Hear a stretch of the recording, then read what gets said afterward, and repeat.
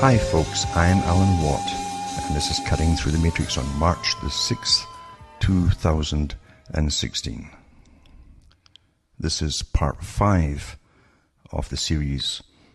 Very important series, this. Very important. Beyond politics and voting and all that kind of stuff, because that's bypassed long ago, really. It really is. We're not run by the politicians. And it's from part 5 of From the Master's Mouthpiece. That's a short title, and the long title is From the Master's Mouthpiece, Coming Soon, Your Planned Future of Gloom and Doom.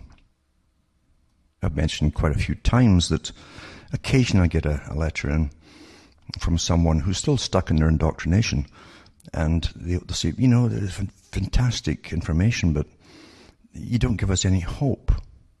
Well, I'm not here to give you hope.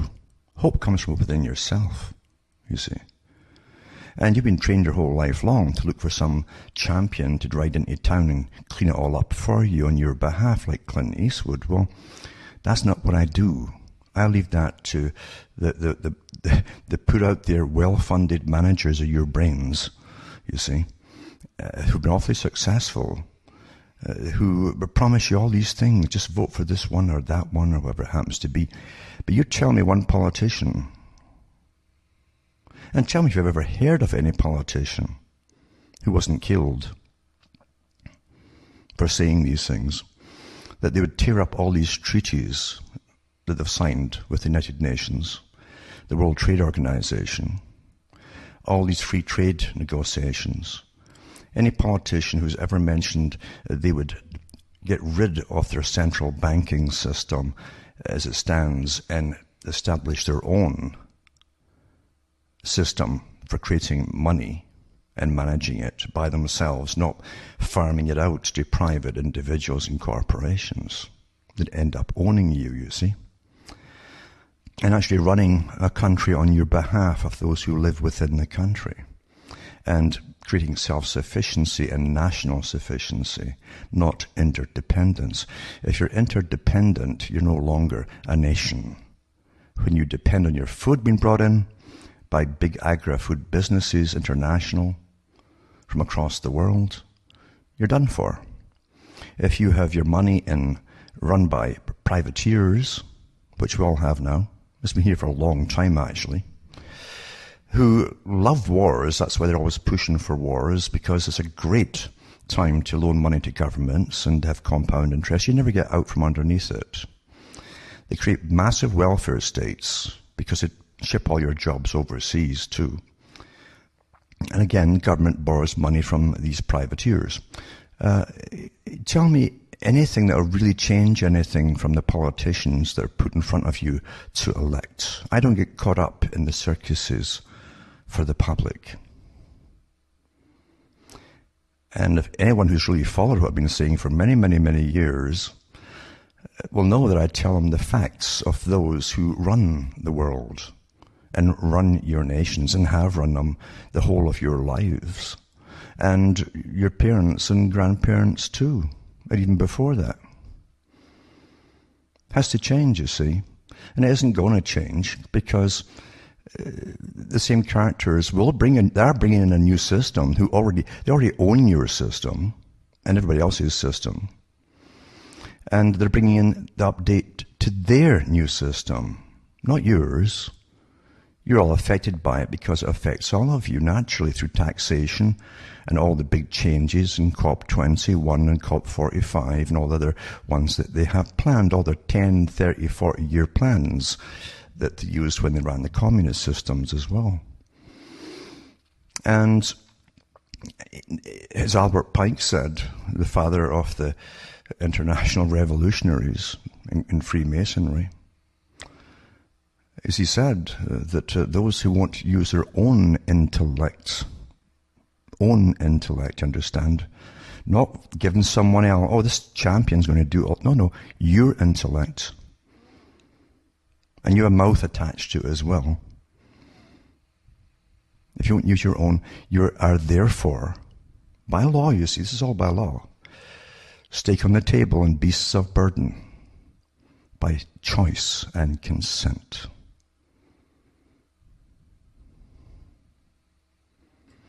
Now getting back to the Ministry of Defence think tank's projection of the future, and so for all NATO countries, not just Britain and so on, you'll find that's a global strategic trends out to 2045. And you see, understand these are the big, they always have 10, 15, 20, 30, 40, 50, 100-year plans for different projects, you see. You saw all through the Soviet system as well. The United Nations uses it. And I'm giving you little clues here, folks. If you can't think for yourselves, that you're not run by yourselves or the people that you think you elect. And there's no one that you think you elect who doesn't know what I'm talking about. They know their role. They know they'll do what they're told once they're in government, as they always have for generations. And this is the big plan, you see, the great work, as they say. And on page 86 of the strategic trends, and again, I put these PDFs up, and every article I mention I put up as well, for you to look for yourself and read it yourself. I'm not making this stuff up. And if it's bad news to you, don't blame me, you see. So it was about national identity. This is by 2045. National identity. By 2045, more individuals are likely to define themselves less by their country of origin or residence than they do today. In developing countries, some people may continue to feel more closely bound by tribal allegiances or other loyalties than connected to the state. Globally, the state will probably be of less relevance to the individual due to the movement of people, information, and ideas across national boundaries. As individuals feel less connected to the state, they are also likely to become less interested in supporting it, the state. This is far likely to be the case in autocratic regimes where nationalism may increase. And there are certain ones that have been chosen, very few actually, very, very few, to stay nationalistic. And this is where nationalism may increase. Participation in politics in mature democracies looks likely to continue to fall, which could, and of course there's no participation in politics. It's all run by non-governmental organizations and groups with all under the umbrella of the United Nations. They're fragmented society into all kinds of groups, you see, which they indoctrinate through education and through, it's worse at the university level, as you all know. That's one of the prime goals of universities, is indoctrination and to join a group. Oh, you're a man, well, you've got to join this group here. Oh, you're a man that's not quite sure, well, you join this group here. And same with women, and so on and so on and so on. And there's a massive non-governmental organization already set up and running to rule your mind for you, since you don't want to rule it yourself. It says, finally, as global connectedness, particularly economic interdependence, here again, grows, people may move abroad more frequently. We're also seeing this trend with UN figures showing that in 2013, the number of international migrants worldwide reached 232 million, up from 175 million in 2000 and 154 million in 1990. And then it goes into this one here. They go into state provision of services, and that some countries will be unable to manage their services, and there'll be protests and so on breaking out, led to be facilitated by advances in communications technology, allowing those who are discontent with their governments to challenge it collaboratively, as seen in the Arab Spring. That was all managed, as you know, by the CIA and the Mossad and George Soros and various other organizations. This could lead to increased civil unrest and, in extreme cases, a disintegration of order in affected countries. Key service that the state is less likely to be able to provide in the future is security, particularly information and security. As people live more of their lives online, safeguarding personal data likely to be increasingly important.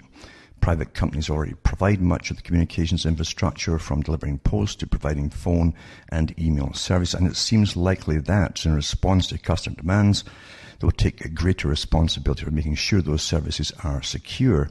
But it then contradicts itself too as you go on about privacy. And the longevity of data storage means that there's an ever-growing record of people's activity, and attempts to avoid leaving a digital footprint may become increasingly difficult.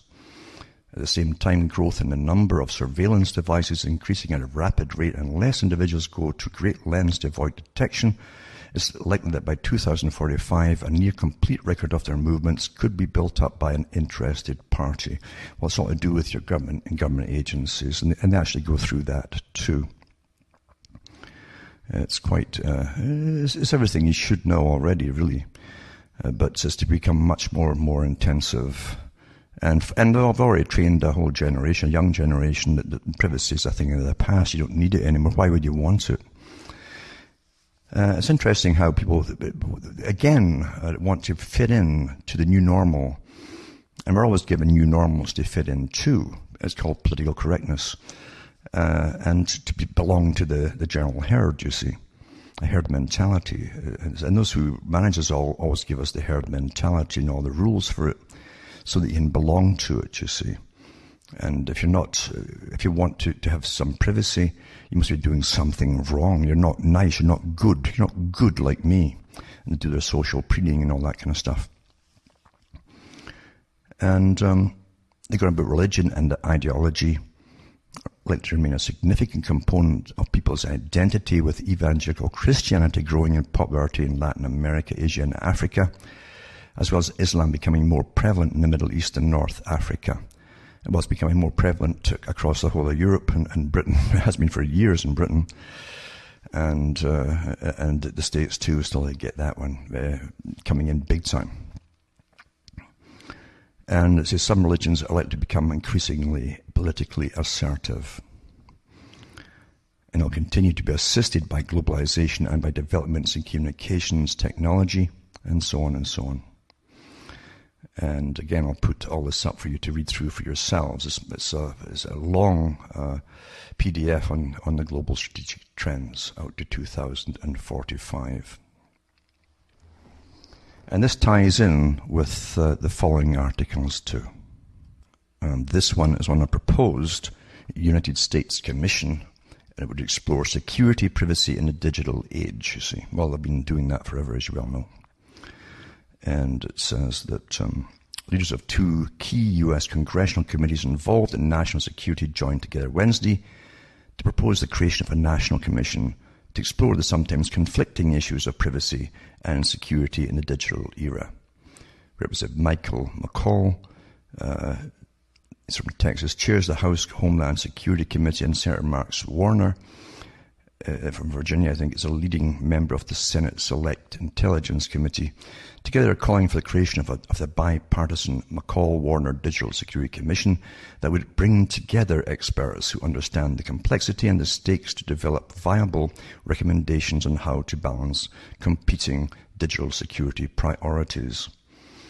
This is a 9/11 style commission to address the biggest challenge to federal law enforcement I've ever seen in my lifetime, said Representative McCall during a discussion at the Bipartisan Policy Center.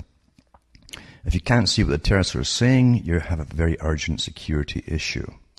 So you're not going to get any privacy. It's going to get worse and worse and worse under the guise of security is the basic idea, the whole thing. And it says the proposal was months in the making, but becomes, just as the digital privacy and national security have moved front and center in the legal standoff between Apple Computer and the FBI. And you know, that's just a precedent they're after right now, because they could, if you think they can't really get into the stuff on an iPhone, you forget it. Of course they can do it. They want to. See, understand, to be, you can't be called a tyranny when everything becomes legalized that they're doing to you. So legality is put on the, and some people will say, well, it's legal, you know. Whereas a tyrant wouldn't do, oh no, a tyrant would just do it and run roughshod over the whole thing. And that's how it runs. It's all psychology, all of it. And as it said in the PDF, since 2015, this is the same article I'm reading right now, this actual article on it though, not from but it ties right in with it. Since 2014, the FBI has repeatedly expressed concern about the spread of encryption in digital devices, with FBI Director James Comey warning that encryption threatens to lead all of us to a very dark place. Very dark, you see. This isn't a commission on encryption, said Warner. Encryption is here to stay, and it protects America's personal financial information and intellectual capital. Digital security is a purpose of the Commission. This is not a battle between privacy and security, which is rubbish. Yeah. And the next article is this one. The Apple and FBI fight isn't about privacy versus security. Don't be misled. That's from Wired. Throughout the ongoing fight between Apple and the FBI over custom access to an iPhone used by one of the two terrorists who killed 14 people in San Bernardino, the government has framed the argument as a simple trade-off. You must surrender a little privacy if you want more security. The scales don't balance quite so neatly. Though there's nothing secure about giving the FBI their way, still it's been an effective way for the government to win over the public on its way to trying to win over the courts. FBI Director James Comey most recently pushed the dichotomy in an op-ed for Lawfare, saying we have an awesome new technology that creates a serious tension between two values we all treasure, privacy and safety rights. That tension should not be resolved by corporations that sell stuff for a living. It also should not be resolved by the FBI, which investigates for a living. It also should not be framed as an absolute. Doing so presents the issue to the American public in a way that makes the FBI's request palatable, while obfuscating the potentially dangerous precedent it would represent. And he goes through the story, which I'm sure you already know. What it's all about, really. That's how we're always manipulated. Then this article here says, do we really have a right to privacy? Do we really have it? Eh? And it says here, Apple's decision to challenge a federal court order to help the FBI hack into a shooting suspect's iPhone 5C is drawing it into focus, a battle which has been brewing for the past several years. The way this debate has been shaped thus far is as follows. Which do we value, more privacy or security? But the argument is overly simplistic and overlooks the key question, do we actually have a right to digital privacy in the first place?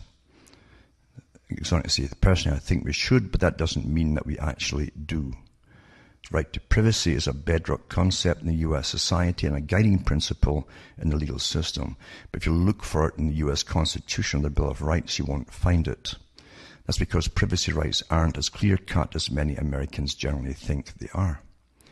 Even the most privileged and private areas of our lives, in homes, cars, bodies, we do not enjoy an unlimited level of freedom from government intrusion. Everyone is susceptible to government invasion of privacy when it is warranted.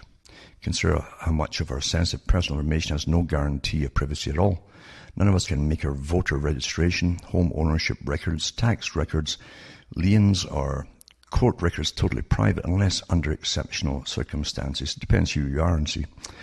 Our household garbage is also publicly accessible when you put the trash out by the road. Even our personal health records are not as private as many think they are. They're completely open for government agencies and have been for a long time. Our right to privacy is based largely upon the Fourth Amendment and so on. And it goes on to say the right of the people to be secure in their persons, houses, papers, and effects against unreasonable searches and seizures shall not be violated, and no warrants shall issue, but upon probable cause, supported by oath or affirmation, and particularly describing the place to be searched and the person or things to be seized. The reality is that the Americans, our right to privacy, has always been conditional upon the needs of government. It's the right to privacy until a judge issues a warrant. Then you go on and on and on. These are all moot points to me because I'm way beyond that. Anyway, it says this, the next article says, Download Festival. Well, it's a festival actually. This article says facial recognition technology used at event could be coming to festivals nationwide. They've been doing this forever, even before they were in the digital age. that we know of, because the government's been way ahead of us, of course, with the computers and so on. And they were photographing demonstrators, at least from the 60s, and even before that, in all countries that I know of. And it says,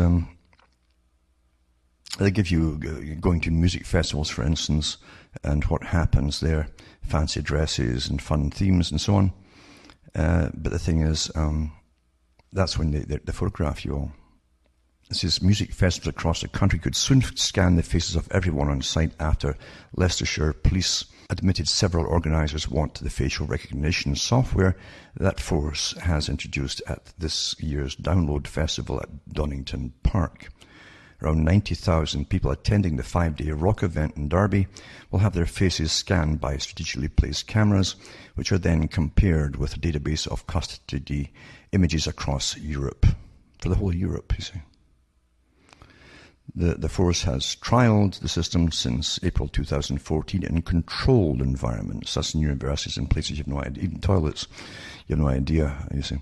But this is the first time the portable NeoFace surveillance technology made by NEC Corporation is being used outdoors in the UK on this scale. The police said it hoped the system would enable them to find organised criminals who prey on festival goers who are often victims of theft. And it goes through this one too, and who says what and all the rest of it.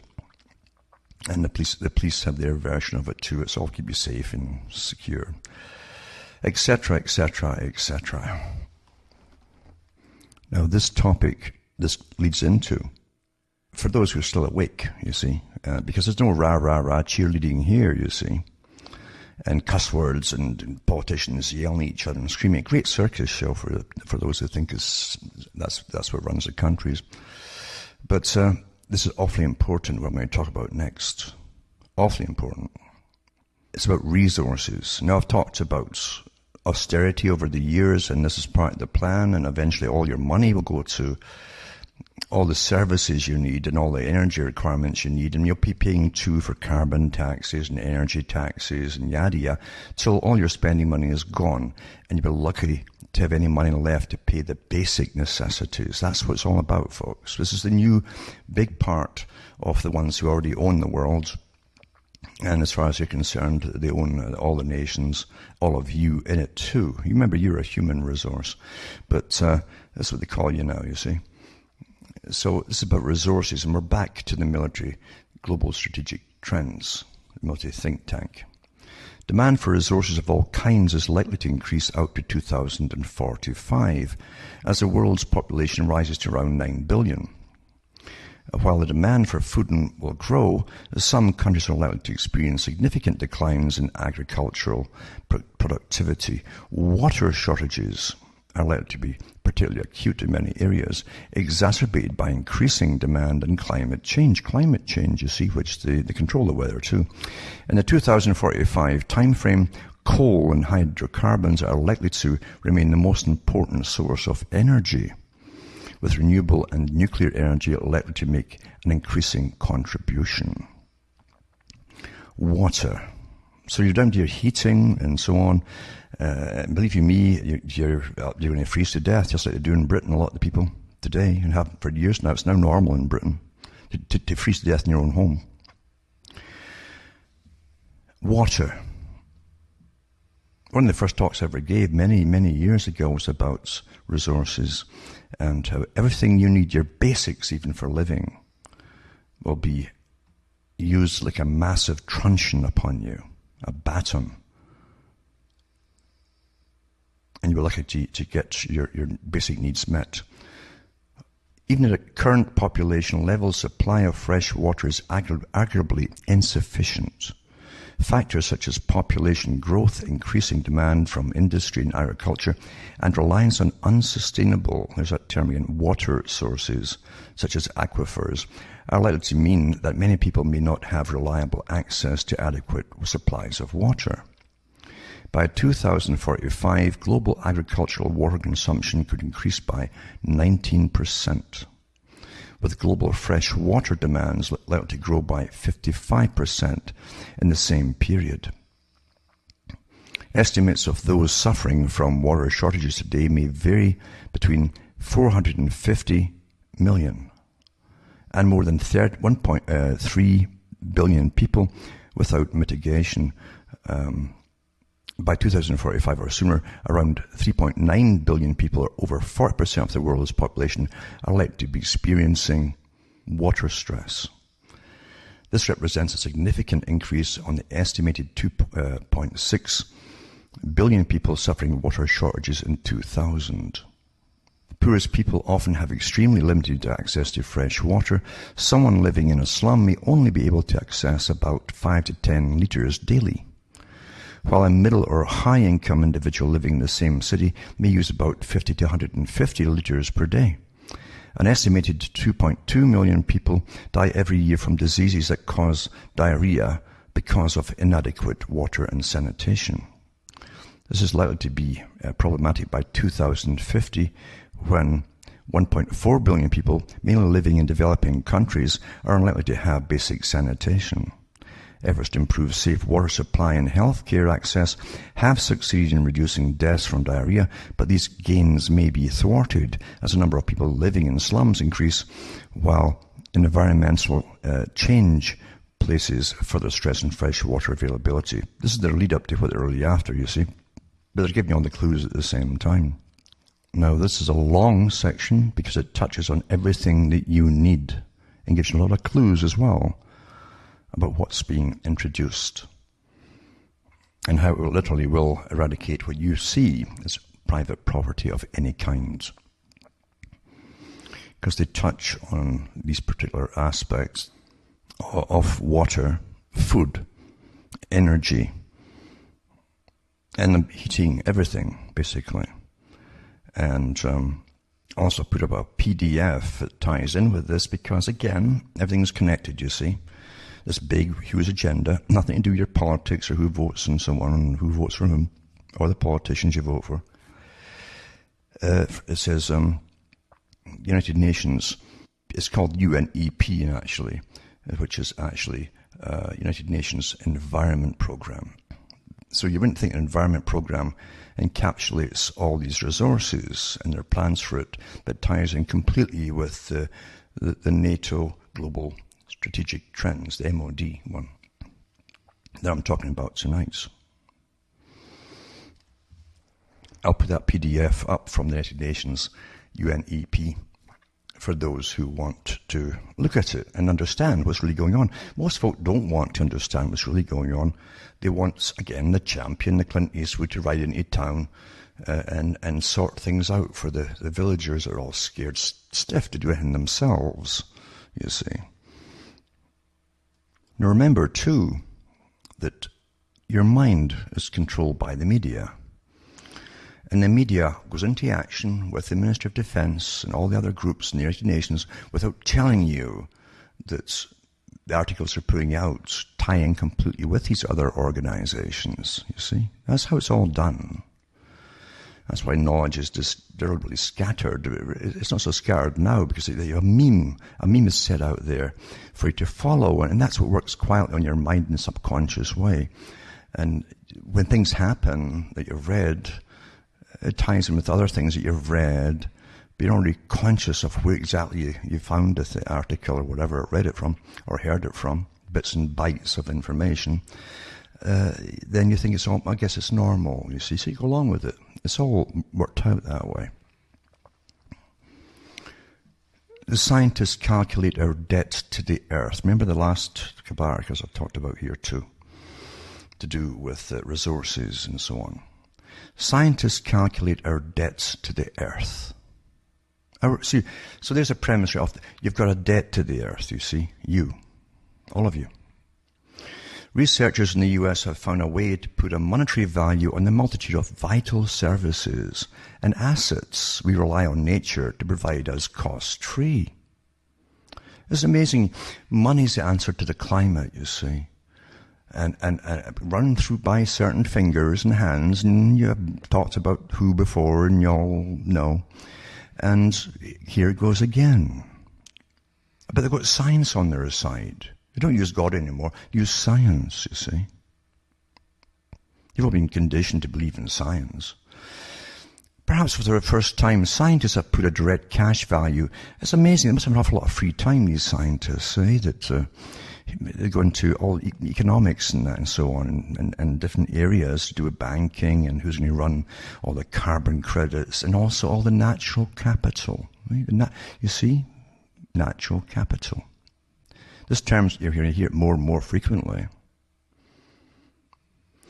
And it says, so science, they put a direct cash value on the metaphor that conservationists, the guys that just believe that they've got the right agenda.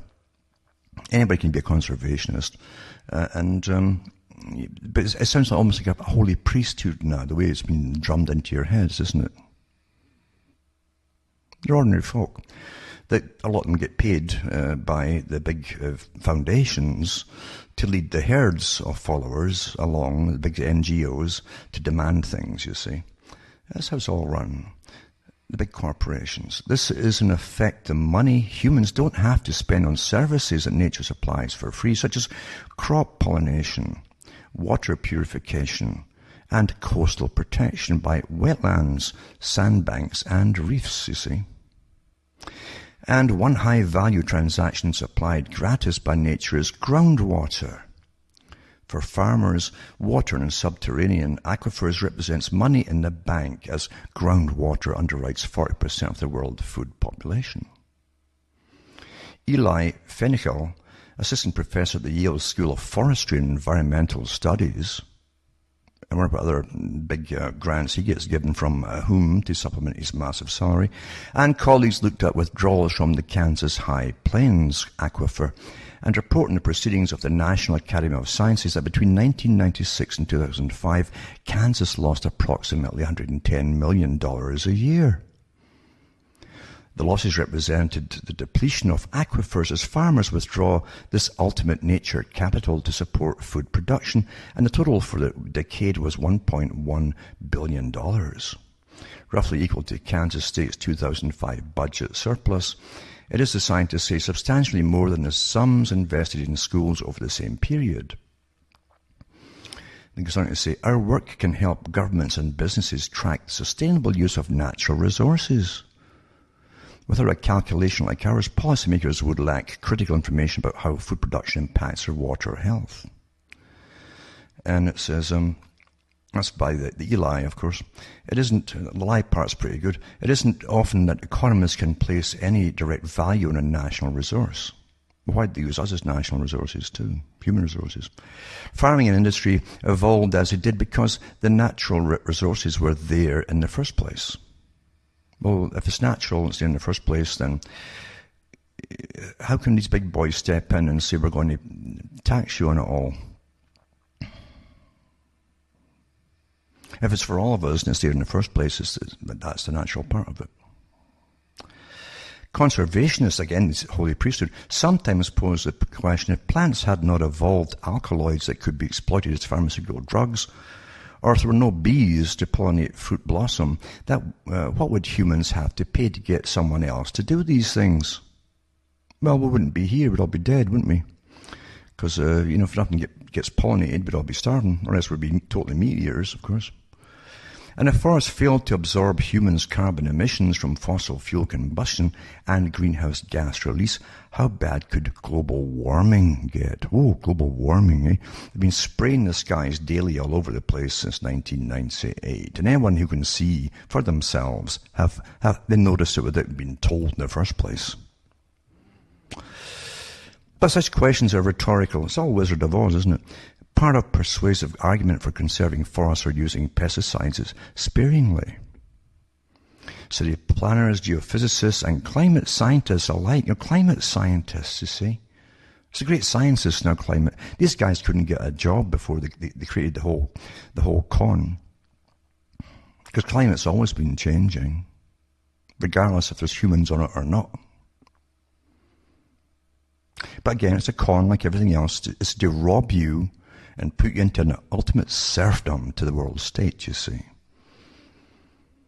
I've gone through the whole idea that the Rockefellers took into their system Remember, they were the ones who really were the head of the CFR for a long time in the US, which is just the part of the Royal Institute for International Affairs in Britain, private organizations run by the big guys that also own all the big banks, you see. And we'll get all your carbon and energy taxes. They brought into their system the Technocracy Inc. from the 1930s, where everything's valued on energy. Everything. And that's where all your taxes and money will go. And you'll be a slave to the big boys who will manage it all for you. The new gods, you see. But anyway, it goes on to say here, and they're going about living reefs and protect maritime cities from the worst storms, etc. But the latest study delivers a relatively sure balance sheet of costs and rewards, profits and losses. The scientists used economic principles to value traditional assets and then factored in ecosystem changes and human behavior that might make such assets increase or reduce in value. This could help governments and business redefine spending on nature conservation as investment. Isn't that amazing? Always goes up in the same con that has been used for thousands of years by those who brought in the con money system and compound interest and debt and loans and taxation, isn't it? It's amazing, eh? The idea that we can actually measure changes in the value of natural capital is really important, Dr. Fenichel says. Shows that in places like Kansas, where groundwater is a critically important asset, there's a way to measure and keep tabs on the resources as part of a larger portfolio. In a world where data is more and more available, it should be possible to do this more often. I think that bodes well for guiding policies, government policies, aimed at maintaining all of society's wealth. But why do we have to pay for it all, you see, if it goes into the hands of others? Basic stuff like that. Of course, planned that way, you see. And for a business to be sustainable, its reserve capital must not decline with time. The new approach means that the natural capital reserve of groundwater can be turned into a set of figures on a balance sheet. So it isn't just carbon taxes, it's a whole of Technocracy Inc. You can download that yourself. You see? Asset management. That's what I'm telling you. You're living a script, a very old plan, folks. Asset management, steady year-on-year depletion doesn't look good like good asset management, and it doesn't look sustainable. It's sustainable again, you see. But the Kansas study could help as a template for other such evaluations. Without an apples-to-apples valuation approach, well, they should just, pass a law and get them to break into it. The value of natural capital cannot be measured against other assets and expenses, says Joshua Abbott, Associate Professor at Arizona State University School of Sustainability and one of the authors of the report. I'm not surprised. Our work can help government and businesses track the sustainable use of natural resources. Without a calculation like ours, policymakers would lack critical information about how food production impacts our wealth, our water wealth. And Dr. Fenichel adds, I'm not saying it will be easy or that we are going to measure natural capital prices for everything, everywhere in the world, but I think we are showing that it is feasible. And it won't be for everywhere in the world, but we know who's going to get it, we know that. We're laying the foundations for others to go out, collect data and do the calculations to measure well stored in other natural capital assets. Isn't that wonderful? It all ties together at the right time, same time, folks. Eh? And in this article, is this the year to start valuing natural capital? It's just coincidence, you see, it just burst out everywhere. In 2015, businesses, governments and non-profits, that's non-NGOs that are paid and funded and given their directions and training by the big tax-free foundations owned by the big charitable institutions like Rockefeller, Carnegie, Ford and all the other ones, you see, across the world. And you think, why are you voting governments, guys in government? Why? They will never mention this stuff. They'll sign the treaties that are all put in front of them. In 2015, businesses, governments and non-profits worked together to achieve several historic milestones. including the launch of the Sustainable Development Goals, SDGs, and the Paris Agreement at the 21st session of the Conference of the Parties, the COP21. Interesting term to COP, because you know a cop is also a policeman, you see. And it's also a Conference of Parties, as like to call it, for the international treaties into austerity and global management of all resources, including you. This year brings new hope that business and governments will continue to embrace, I love that, the value of nature in decision-making, investments and financial reporting by measuring and accounting for the direct and indirect impacts and dependencies on natural capital. Natural capital is one of the planet's most valuable assets, but many of nature's services are essentially invisible because they are not traded on markets, nor is their value captured by traditional accounting systems. So not only are the carbon taxes and so on being traded already, another, hot air balloon, but for a certain few, not for all of you. But you're also going to do the same thing with this made-up thing on all natural resources, including the blades of grass in your back lawn. But you'll pay for it all. Globally, government and corporate accounts are missing more than $40 trillion from their balance sheets. Well, my goodness, why is that? Right? They're missing it. Let the conservative estimate of the total value of natural capital worldwide. My God, do you know that? They're just missing it. Imagine if you had it missing even $100 or two, you'd be put in prison. But government, no. Natural capital is one of the planet's most valuable assets, but many of nature's services are essentially invisible. No kidding. That's how we're run, by those that are invisible to the public. For example, a recent analysis of over 1,000 global primary production and primary processing sectors estimated the unpriced cost of natural capital degradation at $7.3 trillion. How can you even estimate it when it's always going up and down, when it costs your money and blah, blah, and the cons that go on? Then they tried to bamboozle you with statistics as well. That's a great one, but all the way back to Malthus. If managed well, natural capital is a long-term asset, does not depreciate, and can represent a cost-effective way of achieving multiple development goals. Oh, here we go with development goals, such as food and water security, climate change mitigation, and adaptation. So you've all got to adapt to their con, you see.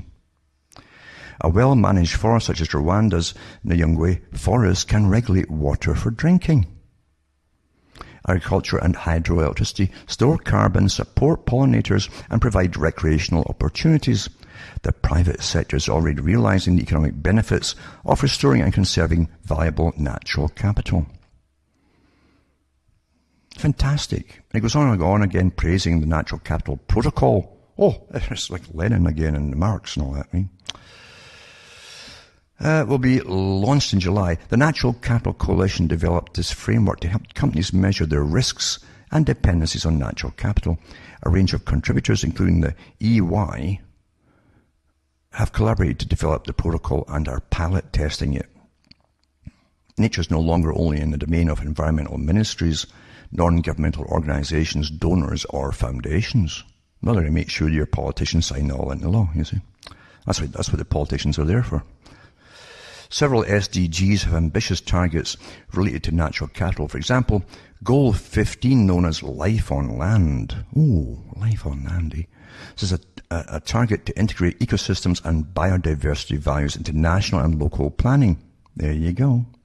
Development processes. This is all cost money. Where are you going to get it, eh?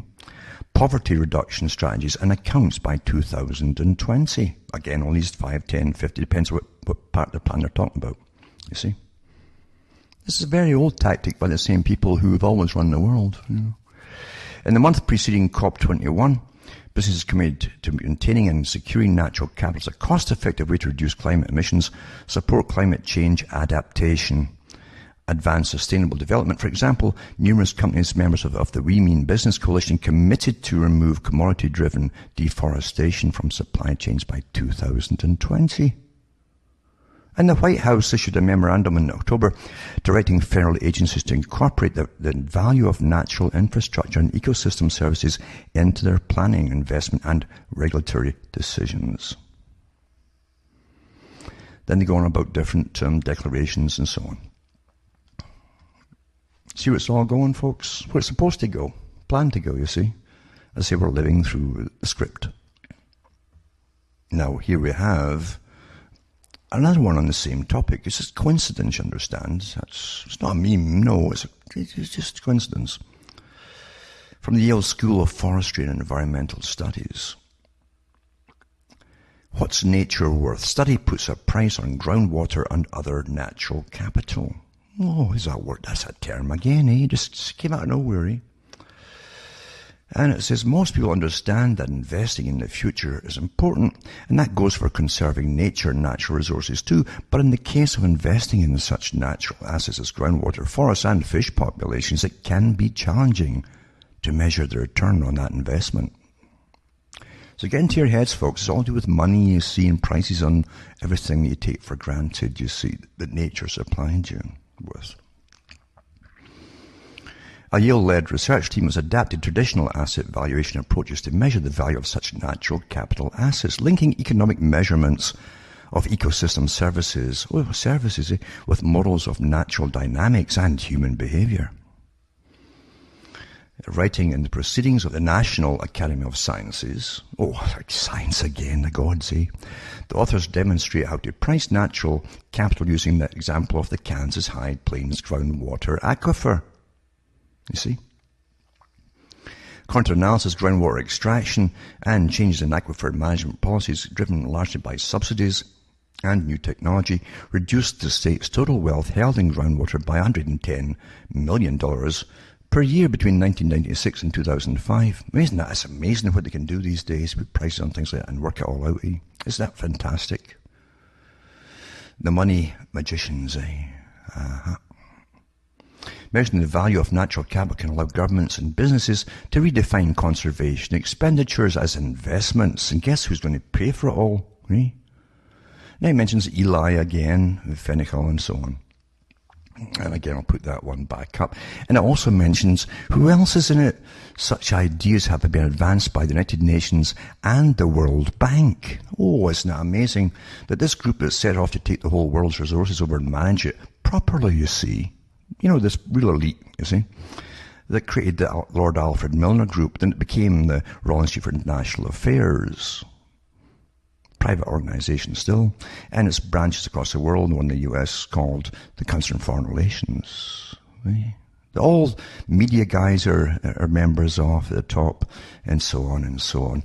And anybody's a member of them. And they're the Trilateral Commission, which they own as well. It runs all the central bank systems. And the Bank for International Settlements and the World Bank they set up too.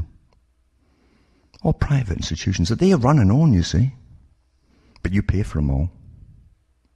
And the IMF. So here's the UN and the World Bank, you see, advancing.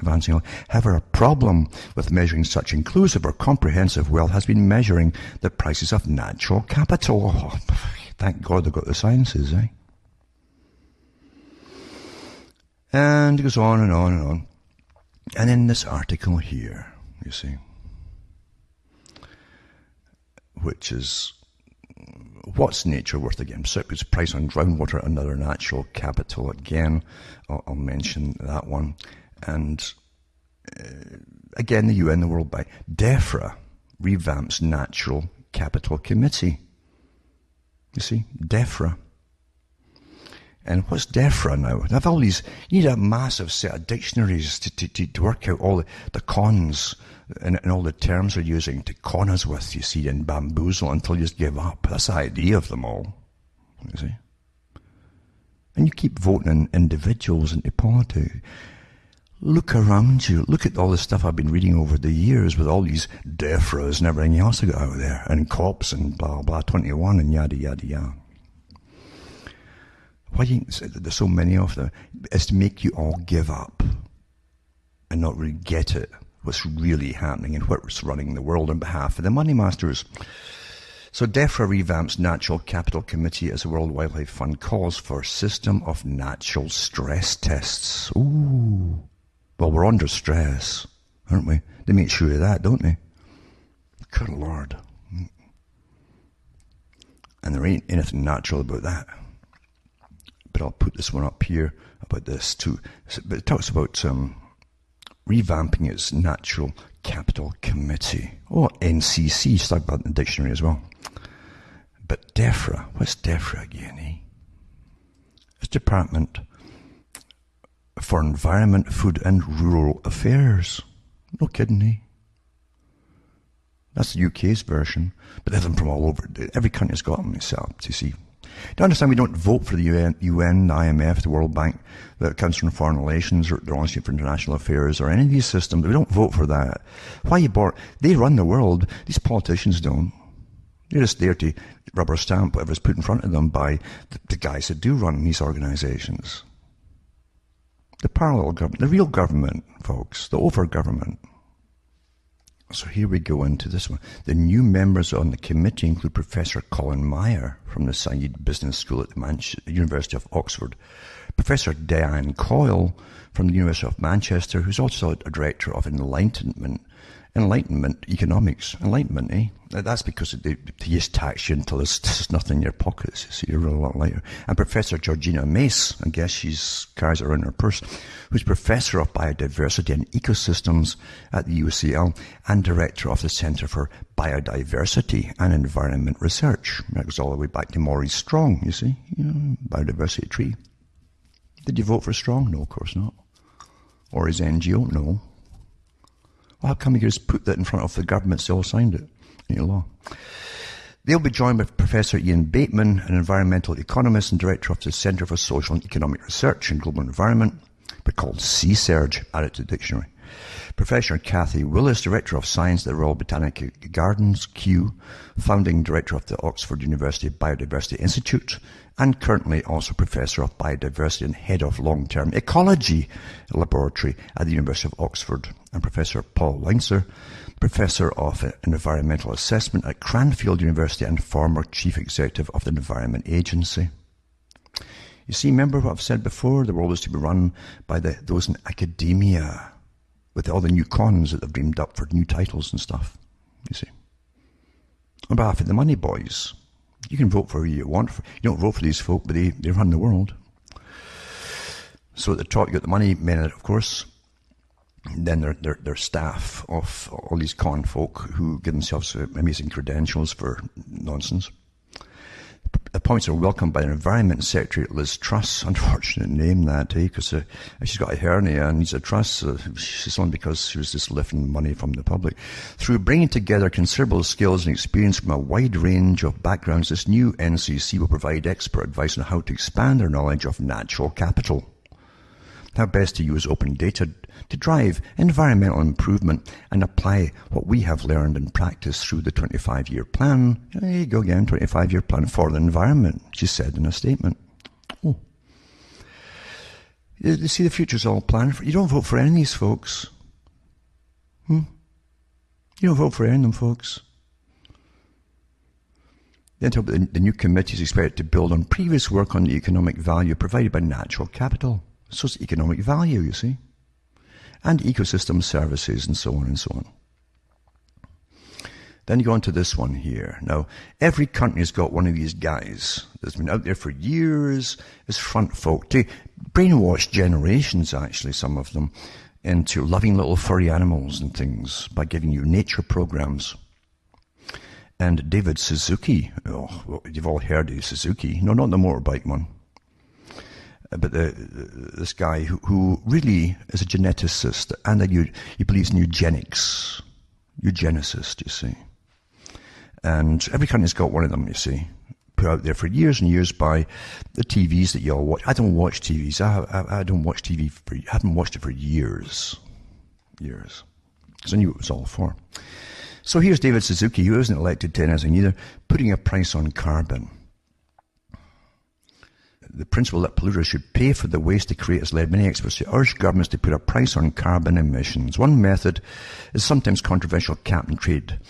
Quebec, California and the European Union have already adopted cap-and-trade, and Ontario will join Quebec and California's system in January 2017. But is it a good way to address climate change? Isn't it? So we're going to pay taxes and for gasoline and carbon and outlaw fires and so on that heat you in the winter time and so on. And Suzuki that you don't elect, and he's, is a big. He's a front man, you see, this eugenicist and geneticist. It says an overall limit, a cap on the amount of greenhouse gas emissions a province can emit. Again, another beautiful con, that one, is, eh? And it tells polluters such as heavy industry and electricity generators how many tons of carbon each can release, and so on and so on and so on. And it's quite a long article, actually. And how are the experts in 2015, a paper in Canadian public policy, I'll put the links up there too, claim Quebec's system is still too weak to meaningfully address the environment imperatives as outlined in the Intergovernmental Panel on Climate Change's 2014 Fifth Assessment Synthesis Report, in which fully eliminating carbon emissions is a benchmark for long-term policy goals. We'll all be dead then because we'll all breathe it out, the carbon dioxide. And also, I'll put up tonight, it's a little video. It's from a guy who worked for the Sun TV. I never saw it because I never watched TV or anything. But he gives a great rundown on this con man, David Suzuki, you see, this environmentalist who rakes in cash like you wouldn't believe. And I'm sure he spends far more than carbon output. And from all I'm sure he's got different places he lives, and et cetera, et cetera. And all these little things that he likes, like being surrounded by beautiful young females, he demands to be supplied when he gives talks in universities and so on. He demands they supply him a whole bevy of these ones to escort him down the aisles and so on, this old character. But I'll put two videos up on that. And also the one I've mentioned before, I've gone through all these articles myself, and the red articles before. Go into the archive section at cuttingthroughmatrix.com, remember, and try and donate once in a while as well, or buy the discs and books at cuttingthroughmatrix.com to help me tick over here as well.